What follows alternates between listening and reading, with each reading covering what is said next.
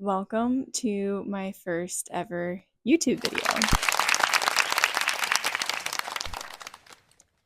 This is Yoga and Coffee Breaks. On this channel, I will be talking about books that I've read, and I will also be teaching yoga classes on here. So stick around if you want to do some yoga. Today, I will be ranking books that I've read up to this point this year. Please feel free to drop a comment about these books if you've read them that I'm ranking, because I would love to hear your opinions. I would love to connect. And that's the whole point of this YouTube channel. So let's get into the video. I'm first going to start off by explaining my tier ranking system. First, we have God tier. I was not creative enough to come up with another title for this tier, but it's basically S tier. In this tier, I'm going to put books that left a lasting impression on me. They are books that I would recommend to anyone and everyone. If you are in my life and I have recommended one of these books to you, you know that I'm probably calling you up like every other week, asking you if you've read this book yet. That's gonna be the first thing out of my mouth. The next tier is going to be great books. Wow. These books are also amazing. I don't shut up about these books as well. They also left a lasting impression on me.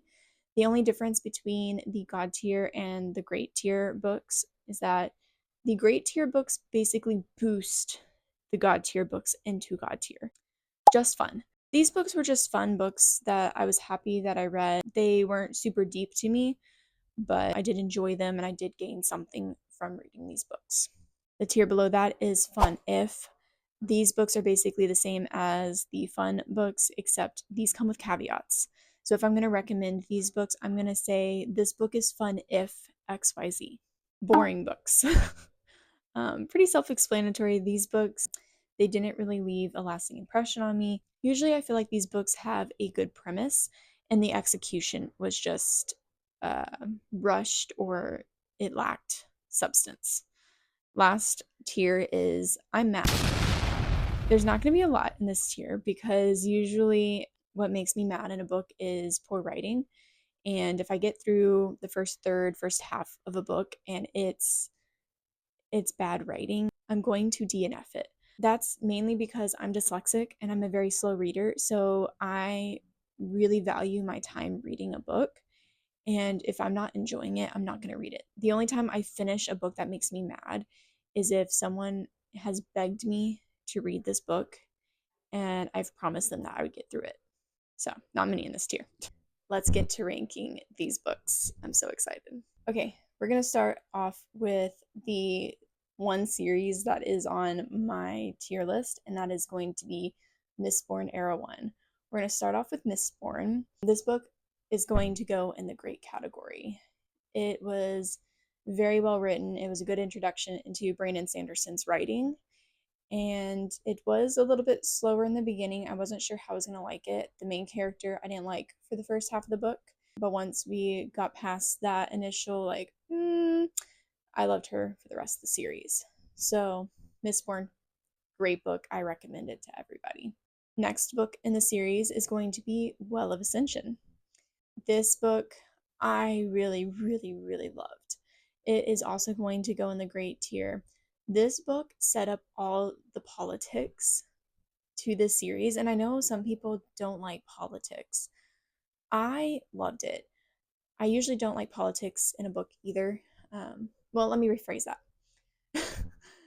I usually get bored of political setup in a book. I don't get bored of the politics, I get bored of the political setup. But I feel like Brandon Sanderson did a really good job of making the political setup interesting. There was a lot of tension the entire book, and I think we learned a lot about our characters in this book. A lot about our characters. So, great tier. Next one is Hero of Ages. And I'm sure you can see where this book is going to go based on my explanation of the tiers. This is obviously going to go in God tier. This book was insane.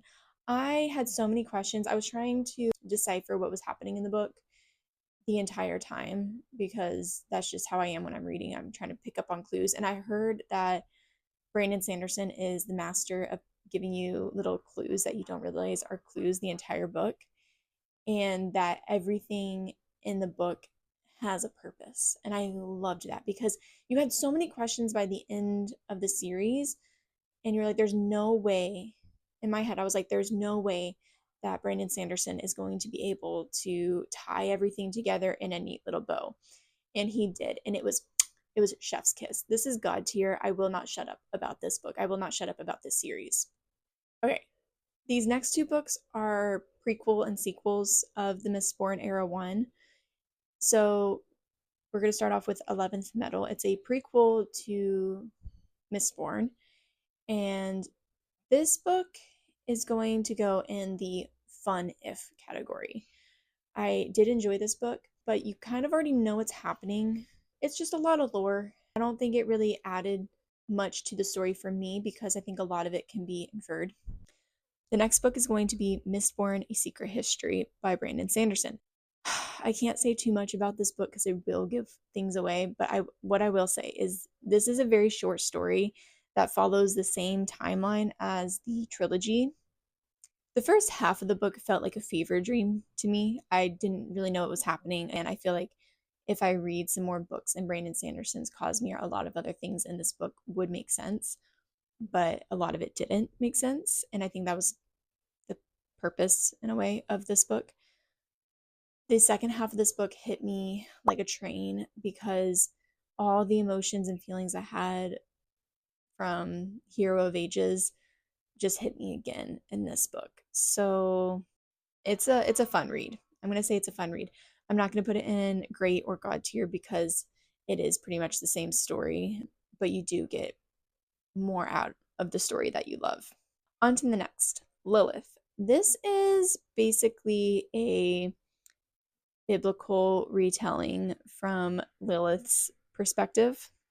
I really enjoyed this book. I listened to it, and I'm really happy that I did listen to the audiobook because it has very flowery writing. And if I'm sitting there reading, because I'm dyslexic, I have a hard time reading super scenic, descriptive books, and it is. But listening to it, it was beautiful. I loved the audiobook. And as a mom, I really connected to this book. I think I read this soon after giving birth. Well, no, it wasn't soon after giving birth because Bear is almost 2. I so within the first 2 years of having my son, it shows how a woman can feel trapped by having a lot of kids. Lilith is going to go into the fun if category. The caveat is going to be if you enjoy a slow burn historical retelling. Next is going to be very similar to Lilith, and it's going to be The Witch's Heart. This book I enjoyed a lot as well. I also listened to this book, very similar to the writing of Lilith, where it's pretty flowery. It's a slow burn, but this book follows Angrboda, and she is one of Loki's wives. I believe he had 2. He had Angrboda, and I don't remember his other wife's name. It's been a while since I've listened to this book. I loved this book because the only exposure I had to Norse mythology has been the Marvel series, which definitely changes things from Norse mythology. So I had to, while I was listening to the book, kind of go back to Google and type in people's names that were coming up and see the connections between things. But I really did enjoy this book a lot. So very similar to Lilith, it's going in the fun if you enjoy a slow burn historical retelling. Next one is Twisted Night. I really enjoyed this book. I thought that this book was very cliche for the first third of this book, and then it just ramped up, and it is kind of a smutty book, and so I was just expecting it to be smut and be very superficial, but the longer I read, the more I got to know the characters. And what I love about this book compared to other romance novels is the characters are consistent. You know what to expect from these characters, and I enjoyed that. And it was a fun book. I can't wait for the next one to come out because there is a major cliffhanger, and I wasn't expecting it. I'm so excited to read the next book that comes out in October. It's going into the fun if category only because the caveat is that it's a smutty book. So if you like a little bit of smut, a little bit of spice, this is the book I'm recommending for you. It is so much fun. Like I said, I enjoyed it a lot. Next book, Kindred by Octavia Butler. This book is going to God tier. This book hit the ground running and did not stop. It took me a while to get through this book because it was so intense. And this book should be read in high schools everywhere. Next book has been a very popular book recently, The Night and the Moth by Rachel Gillig. I was disappointed by this book. It had such an interesting premise. I was pulled in immediately. I think that the first couple chapters really set up the world in such an interesting way. But as the story progressed, I felt like outside of the cathedral, everything felt very cramped and small. I had a few issues with this book. This book is going in the boring category. I'm sorry, like it is. I can do a whole video with spoilers if you want me to break down what I really thought about this book. I annotated it, I have notes. I have a few videos on TikTok about this book, but I can make a whole nother YouTube video about this book if you would like to hear my true thoughts and feelings about it. Let me know what you thought in the comments below if you've read the book. I'm just flag it as a spoiler if you have spoilers in your comments, please. I hate when you are online looking at book stuff and you accidentally see a spoiler. Moving on. 12 Years a Slave. 12 Years a Slave is an autobiography by Solomon Northrop. This book, again, should be read in schools everywhere. He explains that he is a free black man of the North and he is kidnapped and taken to the South and sold as a slave. And he spends 12 years as a slave in the South. This one is going into the great book tier because, again, it's educational and it really boosted Kindred up to that God tier because Kindred puts you in an emotional perspective of being involved in that time period, whereas 12 Years a Slave, I feel like the way he wrote it was in a way detached from his feelings, and I think he did that to make it more credible. And because you hear the facts in 12 Years a Slave, it, like I said, boosts Kindred up to God tier because she really pulls out the emotions of everything in her book. Night by Elie Wiesel. Night is another autobiography written by a Holocaust survivor. This book was also very intense. It's going into the great book tier. Highly recommend. I'm very big on learning your history because this year I have learned so much through these books that I've read, and you will not change my mind on my current political beliefs because of these books. Moving on. White Fragility. This is written by Dr. Robin DiAngelo. This book, I personally think every white person should read.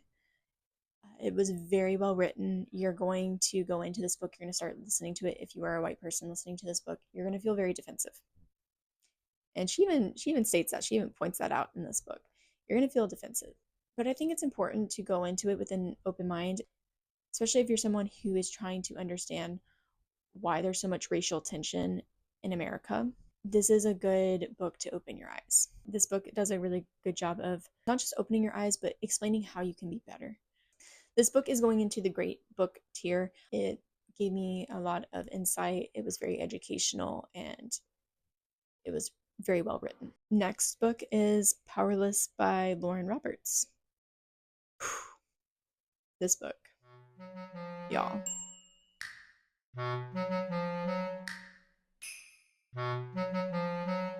I don't really have words. This book would take up an entire video for me to explain.